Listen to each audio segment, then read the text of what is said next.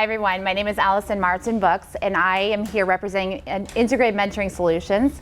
A little bit about my background, it's kind of interesting. I have 20 years of working in nonprofit executive roles. And so in 2011, I actually started a nonprofit that's still in existence today called the Mentoring Women's Network Foundation. I started that because I saw a need. As I thought about my own sort of background and history and the roles that mentors have played in my own development, I realized that other women probably needed that access as well. And so I started what was originally a membership organization for women to convene and share their perspective in a setting like this with a speaker and learning about various topics of interest. What we heard pretty consistently from that early experience was that women really wanted mentors. They wanted the ability to access one-on-one perspective with people from a variety of industries. And so as you all know, the execution of a mentoring program is rather daunting. So trying to come up with, well actually let me just ask you right there, if you were to consider putting together a mentoring program, what are some things that you would think that you would need to consider? Need mentors. You need mentors, so mentor recruitment. Very good. What else? That's a big one. What else? What are you getting mentored on? What topics are there? Absolutely. What are we going to ask these people to do? What are some other things? I want to know how, if I commit to being a mentor, like what's my liability? What's the scope of it? Great question as well. So the legal aspect is what I'm hearing, or boundaries. Time. You say boundaries, I'd cover it all. Okay, very good. Excellent. Other thoughts? Values. What was that? Your values. Your values. So making sure that you have a common set of values. Is that what I'm hearing? Yeah. Okay. Anything else? Clients to mentor. Clients. So finding people, the mentees, or that's what we call them as mentees, or you can refer to them as proteges. And so who we are is Integrated Mentoring Solutions. We are a full-service mentoring software, training, and consulting solutions for any organization wanting to start a mentoring program. Our clients include companies. We also work with universities, or actually right now we've got proposals out to universities. We do work with fraternities and sororities, as well as membership organizations and nonprofit organizations. And so as we were talking about some of the challenges and opportunities, this is a good visual for that. You think about it. You think about mentoring is such a simple concept and it can be so impactful, and yet the execution of that is a real challenge if you really stop and think about it. Because in the traditional model, what happens is, we talked about mentor recruitment, so somebody comes up with a list of potential mentors, and then someone comes up with a list of potential mentees, and then they have to kind of figure out who's going to connect with whom. So they're going to forge those matches, and then in a perfect world, it's a great match. The mentee understands what the engagement is. The mentor knows exactly what's asked of him or her. They get together and they're connected for a period of 12 months or more, and it's a wonderful, wonderful exchange that everyone gets a lot of benefit from.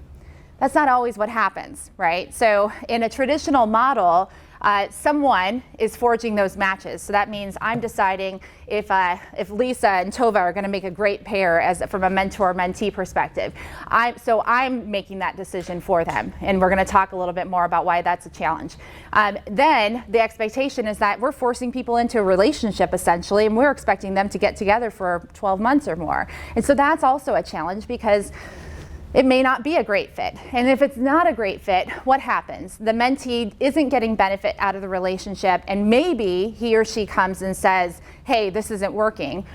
If they do, then I'm still, as the administrator, having to reassign and sort of try to mitigate hurt feelings and try to problem solve. And so for companies or organizations that are wanting to put this together, it's a really daunting task. Then you factor in lots of companies. There's lots of companies that have a lot of different locations.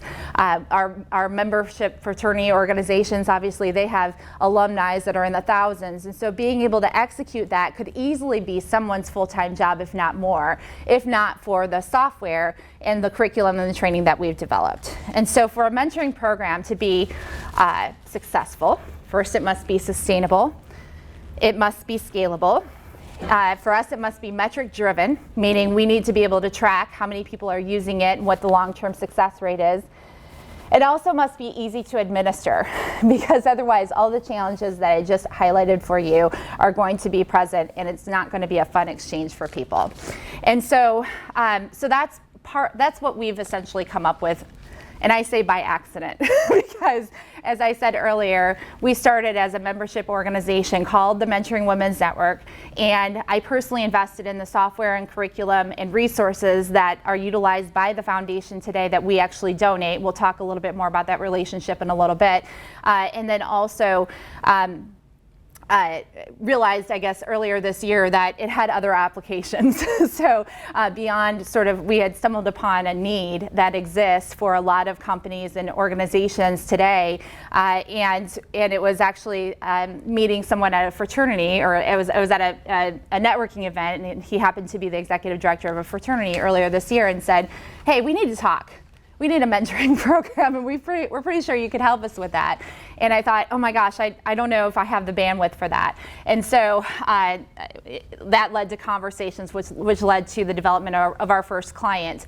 At the same time, the nonprofit organization recently got a significant grant that enables us to have the staffing structure in place for that to continue to grow and thrive, and for me to be able to work exclusively on this side of the business. So I'm excited again to be here with you today. And so that brings me to my next slide, which is our product for women especially is called the Mentoring Women's Network. And it's a full-service mentoring, training, software, and consulting solution for organizations that want to start or enhance their women's leadership initiative. The mentoring program includes access to both women, both inside and outside of their company.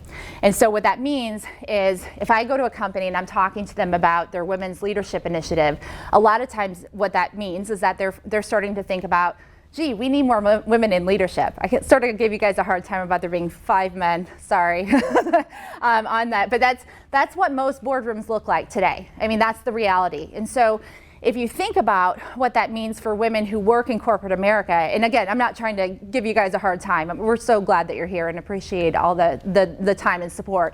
But what it means is that for women who work in most companies, they look up and they see a boardroom that isn't reflective of who they are. And so that causes them to question whether opportunities exist for them.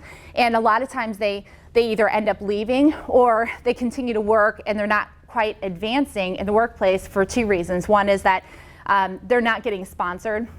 They're not getting people, so what we all tend to do is we tend to mentor people who remind us of our younger selves. It's what we tend to do. It's okay. It's just what we all sort of have this innate desire to bring up someone who reminds us of our younger selves and give them all the loving advice that nobody gave us. And so what that means for companies is their intent on having more diversity in the workplace. Absent a program like this, those mentoring and sponsoring relationships will naturally occur with people who are just like them.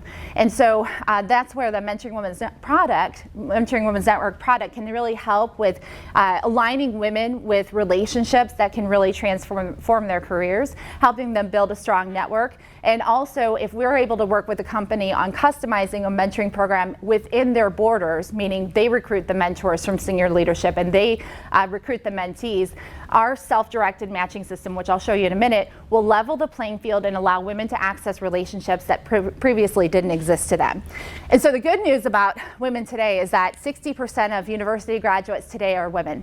So that means, and that's undergrad and graduate. So what that means for companies also is that the demographics are changing, and that translates to roughly 59% of the college-educated entry-level workforce also being women. But that's the good news. The bad news is when you look at we occupy right now 14.6% of executive positions. We're only 8.1% of the top earners, only 4.6% of the Fortune 500 CEOs, and occupy only 16.9% of the Fortune 500 board seats. We've done a lot of work in this area. I get to work with a lot of companies to talk to them about some of these statistics. Many of them are scratching their heads about how to change it. And we have sort of come up with the environment that needs to be present in order for women to thrive in the workplace. And the first is working in an inclusive environment. And so we have some partnerships with other companies actually that will go in and work with companies to at least have dialogue like this so that the leaders there are starting to think about who are they mentoring and starting to think about understanding the statistics for why they would even want more women leaders, and the business case for doing so.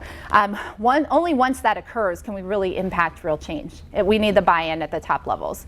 The second is leadership development opportunities. So we all need leadership development opportunities in order for us to grow and thrive within our organizations. So having a strong network, and finally, access to critical relationships. Going back to the strong network, I will say that there is a uniqueness to leading and to growing as a woman in an organization. And it was my own experience early on which led to the development of what we have today. I was, as I said, I worked in 20 years in nonprofit roles.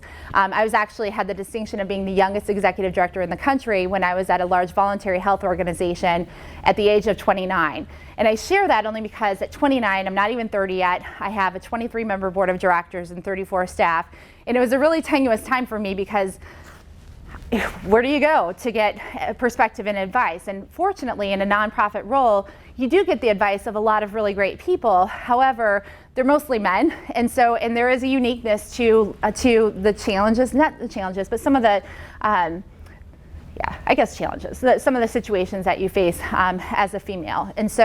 And the other thing, they've done a lot of studies around how we all as women need to present ourselves in any sort of formalized business setting. And the same advice you would give to a man is probably different than the advice that you would give to a woman because you're going to be received completely differently. And so it's those types of things that I think make the need for critical relationships and strong networks really, it underscores that.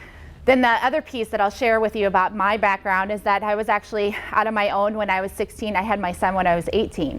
And so if you think about that and what it takes to go from an 18-year-old single mom to an executive director, for me it had everything to do with mentors and people who were willing to share their perspective with me. So that, hence the nonprofit piece. That's where 20% of our contracts from the Mentoring Women's Network for-profit flow into the nonprofit and enable us to impact women who otherwise couldn't access our resources.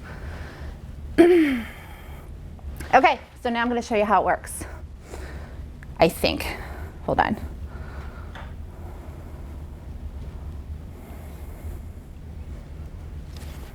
Pray I don't get any phone calls. Huh? I said just pray I don't get any phone calls. Oh. Well, I'll tell you a quick story. I was doing a demonstration for somebody and I was using a Mac. And my daughter also uses the same iTunes account, and one of her text messages came across, came across my computer as I was presenting and it was rather unsavory, so I'll just leave it at that.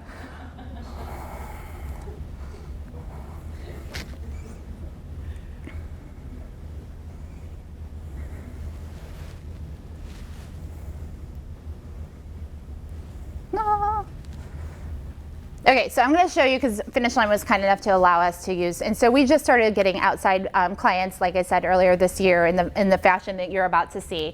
What we do is we develop program partnerships with organizations who really want to provide access to their members or their employees for mentoring. Mentoring Women's Network is a broad professional mentoring program for women. And so what we do is we work with a client and basically customize a landing page that enables their women to access mentors both in and outside of their company. And we customize the training that goes along with that so that the participants have a baseline understanding of what's being asked of them. And so this is as you see, it's a multi-step process. I'll show you quickly how we customize the training piece of it, because as we talked about earlier, mentors, if we all kind of came up with our own definition of mentoring, we'd have 20 different definitions in this room. And so we want participants to really understand how to engage in this program and how to get the most benefit. And we do have a library of curriculum-based workshop training that we also offer that goes along with what you see here. So this is the software that I'm going to demonstrate. But we also work with each client on the engagement aspect to make sure that all the participants really understand and they can be strategic about how they're cultivating mentoring relationships. If they're mentoring, that they understand what that engagement is. And also we teach networking and negotiation. We have contract facilitators that we use, but we also offer train the trainer for the clients who have great trainers internally and want to be able to access those. So I'm going to show you really quickly the beginning of this webinar that we also produce for the clients, so you see how we incorporate their mission and their values into the program. Finish Line is proud to partner with Mentoring Women's Network to provide developmental tools and resources to support women leaders. Talent development supports life's biggest possibilities by providing resources that empower you to lead, enable, aspire, and develop yourself and others. At Finish Line, we are committed to investing in the development of our female leaders to create a more gender-balanced workplace. Our Women's Leadership Development Program's objective is to empower female leaders by providing targeted development that accelerates the promotion of female leadership. We recognize the need for access to mentors and leadership development tools to help our employees succeed, and that's why we've partnered with the Mentoring Women's Network. What an exciting opportunity this is for you to be a part of such an important initiative. By serving as a mentor and/or protege through this program, you are sharing the greatest gift you have to offer others, you. Your experiences are rich with learning, and this program provides you with an opportunity to teach and inspire other participants to be the best version of themselves. Okay, so there's about a 3-minute overview video. We also have a certification and training so that the participants, again, understand the engagement. We formalize the process for the first 3 one-hour sessions. What that means is when I select a mentor, I can select up to 3 one-hour sessions with that person, and if the relationship spans beyond that, we think that's great. That's what we want to have happen. But we're not forcing people into a long-term relationship where it may not be a great fit. And so, as a participant in the program, I would go in and I would set up my mentoring profile, and this is where I can, complete the directory information, upload a photo, and also indicate what company I'm with and that sort of thing.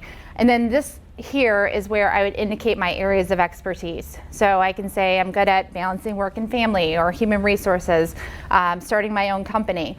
Part of the training really involves helping people become more self-aware so that they're mentoring from a place of experience, not necessarily, and hopefully a place of success as well. So true mentoring is sharing your knowledge and perspective from a place of experience. And so that's part of what we teach. This also enables companies to create a bank of knowledge that they can transfer to the next generation. And then finally, if I'm logging in for the first time,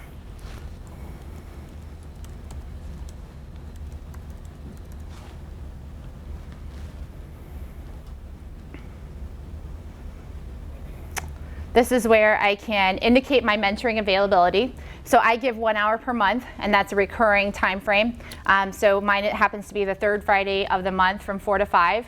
It's very easy to set up that schedule. And because of that, I'm only limited to 1 mentee at a time. And so as you can see, I've got 1 more session scheduled with a young woman who selected me as her mentor. Lord help her. This is where I would set up, and I can set, I'm sorry, let me show different. Okay, so if I wanted to make myself available on whatever that is, the 4th Tuesday of the month from 5 to 6, I can use the scheduling tool that would enable that to happen and make it recur. And once that happens, I will show up as available in the system. And it's, as I said earlier, it's a self-directed match. So the mentee will come in and select their mentor. And this is where I can look at the database and I can go, okay, I really need a mentor in the area of balancing work and family. So I'm going to select that focus area. I'm going to leave it open by state or keyword. And this will tell me people in the database that have indicated that's an area of competency for them, and also are currently available from a mentoring perspective. So you can see there's a catalog of different mentors that have indicated, again, their availability and that this is an area of expertise for them. I'm going to pick on Ashley. And so Ashley, I can read a little bit about her profile. I can look at what her availability is in the coming weeks. And if Ashley's someone I want to connect with, I would click select. And then I can set up my 3 one-hour sessions based on her availability. And once I do that, I can then she's got a lot of availability, hit schedule, and this will trigger an email going to both parties saying that I've selected Ashley as my mentor. The system tracks this, and it does tell us the number of people who are utilizing it. It also triggers a survey for both parties afterwards, and then the clients that we work with, we share assessment tools for them to make sure that they're measuring along the way that this is happening, or that they're getting the results that they are looking for. As I said earlier, we also do work with clients as not a part of the Mentoring Women's Network. So I'll show you what that looks like here.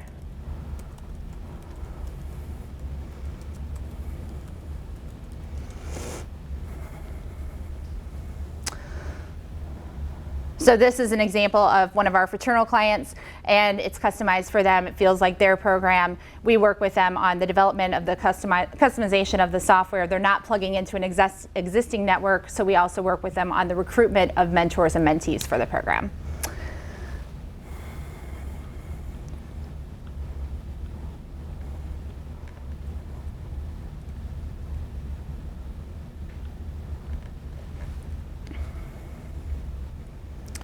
So in our world, this is we want this whole new world where companies outperform, men and women thrive, everyone is a leader, and everyone has equal opportunity for mentors. So I'll open it up to questions at this point.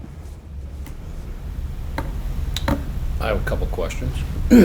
The fraternity relationship, is that with the individual chapters, or is that with the national leadership people? It's typically with the national leadership people, because the individual chapters don't have the budget to put together something like this. Sometimes we get groundswell support from the individual chapters that leads to that development there, but typically it happens at headquarters. So I think you might have answered my other question. So say you go to